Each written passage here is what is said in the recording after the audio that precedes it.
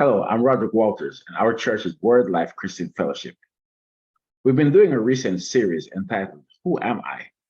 And in this series, what we've been doing is considering that just who we are in God. Many of us as believers, we live in defeat. We have different challenges that come up against us. Many of us, we will go through different hardships and difficulties, and particularly now with the, coming out of the pandemic and seeing the economic challenges with the rising interest rates and unemployment issues and so on. And many of us as believers, we may feel defeated. Many of us may have been furloughed because of the pandemic and still looking for work. Many of us may have wanted to see us as ourselves as homeowners, but because the prices are ever increasing and ever rising, we've found that we cannot afford the house that we want to buy. And so we have to pay rent. And when the landlord raises the rent, it goes higher and higher. And we say it'll be impossible for me to ever own a house. In this series, what we've been doing is recognizing that we are children of the Most High God. We're children of the Most High God. I heard someone say some time ago, in God's economy, there is no recession. In God's economy, there is no economic downturn, because the word of God tells us that the earth is his and the fullness thereof. And as long as we recognize who we are, as long as we recognize whose we are, then the word of God tells us that no good thing will he withhold from us who walk uprightly. This coming Sunday, on June 26th, I'm inviting you to come and worship with us as we conclude this series, Who Am I? This series, I believe it's life-changing, it's groundbreaking, because many of us, because of the challenges that life presents to us, we may forget just who we are, just whose we are. We are children of the Most High God. The Word of God tells us that we are a royal priesthood. We are a holy nation. Our Father is a king.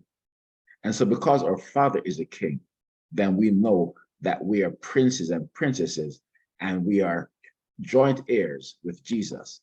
And so I encourage you to come worship with us this coming Sunday. Again, our church is Word Life Christian Fellowship, and the series we've been looking at is Who Am I? This week, as we conclude the series, we will say, what do I do now that I know who I am? What do I do now that I know who I am? If you missed any of the previous two sessions in the series, you can go to our Facebook page or our YouTube page. Our Facebook page is simply Word Life Christian Fellowship. You can look it up. And our YouTube channel, same thing, Word Life Christian Fellowship. If you missed any of those two sessions, you can look at them. But this coming Sunday, we will look at, what do I do now that I know who I am?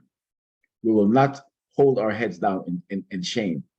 The word of God tells us in Psalm 24, lift up your head, O ye gates, and be ye lifted up, ye everlasting doors, and the King of glory shall come in.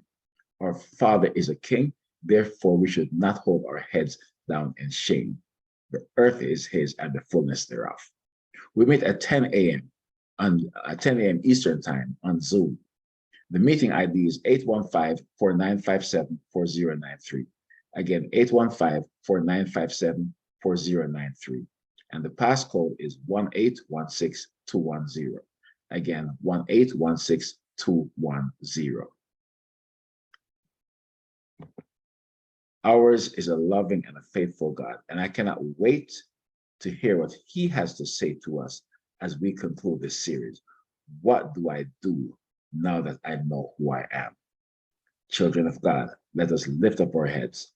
Our Father is a king, and the challenges of the moment do not change who our God is.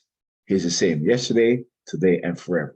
If you believe in God for a miracle, I encourage you to come and worship with us, because I believe that God has set the stage for him to do something impossible in your life. And when he does it, he gets the glory. We get to share in what he does, but he gets the glory and we get the blessings as a result. So do join us this coming Sunday. on June 26th, and God will have his perfect will and perfect way in your life. And when you do come, invite a friend. That friend will be encouraged as you will be encouraged as God changes our world with his word. Have a blessed day. See you on Sunday morning.